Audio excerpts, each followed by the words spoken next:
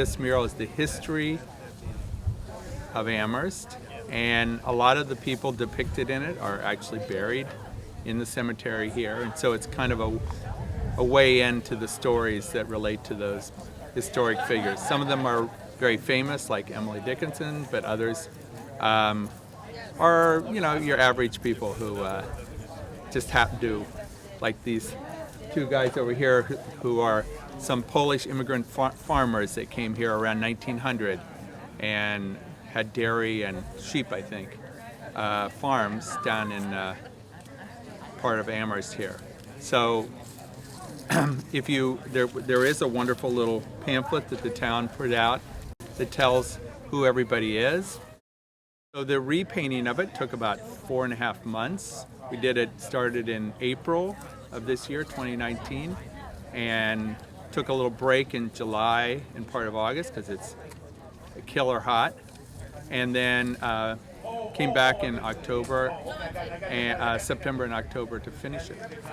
And hopefully it'll be around a lot longer this time, and I won't be able to do it a third time. Okay, I have a couple questions. Yeah. How many people were involved in the repainting?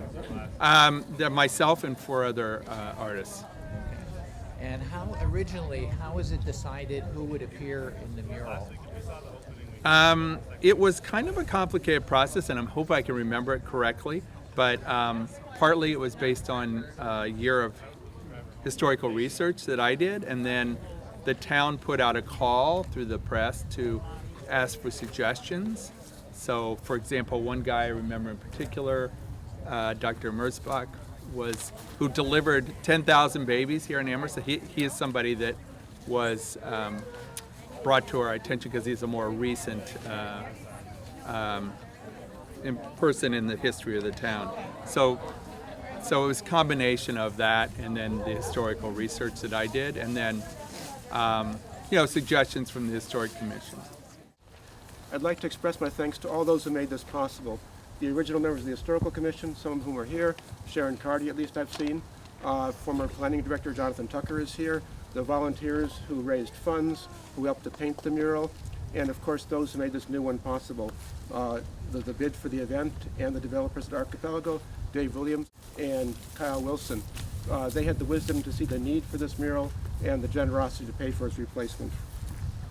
We see Teamster Henry Jackson in the purple here, an African-American who helped to rescue a young woman who was about to be sold into slavery by her employers in Belchertown, which became a cause célèbre in the fight against slavery in Amherst. We see, along with President Stearns' son, Fraser Stearns, who died in the Civil War, and his commanding officer, William Smith Clark, who was the first leader of UMass, Mass Agricultural College in that day. We see an African-American soldier representing those who served in the Civil War, including the famed Mass 54th Infantry, the immigrant Irish shop girls and factory workers, the Polish farmers, the servants, the Italian immigrant peanut seller. Public art is not free, and we had to fundraise for the mural.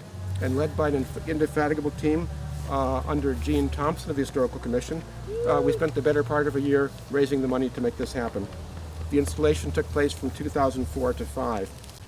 And the value of the mural was important, it was apparent, not only in dignifying and protecting the cemetery, but also in educating people. It provided the backdrop for a series of living history events with performers, which we conducted in the 2009 250th anniversary celebrations. So successful they had to be done twice, in the spring and again in the fall.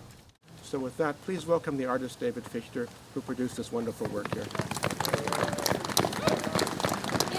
I want to acknowledge the artists who assisted me on this particular second version of this, and 2 of them are here. Leanne Nodden, where's Leanne's right there, and Xerxes Butt, who's right there with the black hood on.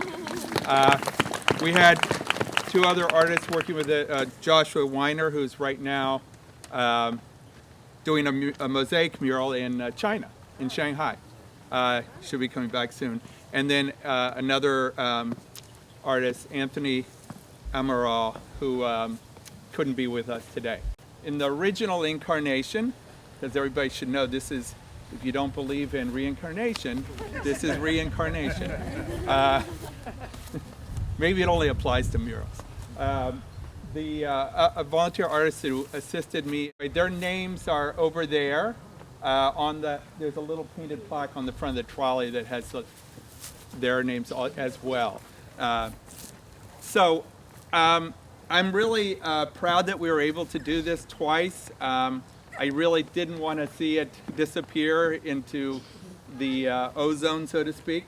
And I know there are probably, if you are very familiar with the original mural, you'll see little differences because obviously it's not an exact copy, and nor could it be, because you can't. Art is kind of ephemeral in a way, in the way the process of doing it. And since this is the first one I've ever done twice, I realized that it's not as easy as I thought it would be. It doesn't make it easier the second time around. Also, there were different artists helping me, and they brought their special flavors to the mural and explains its differences. As Amherst has changed, so has the mural changed a little bit. I also want to acknowledge the process that we went through to get to this point.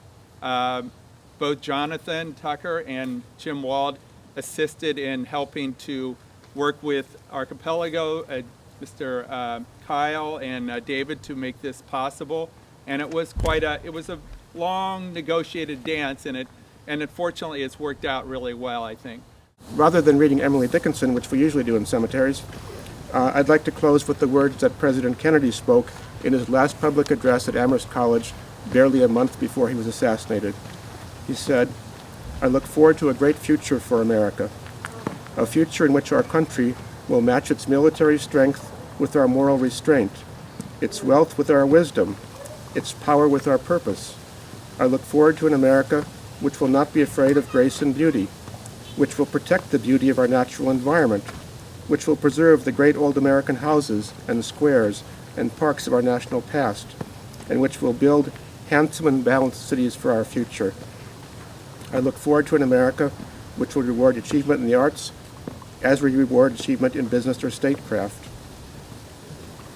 I look forward to an America which will steadily raise the standards of artistic accomplishment and which will steadily enlarge cultural opportunities for all of our citizens.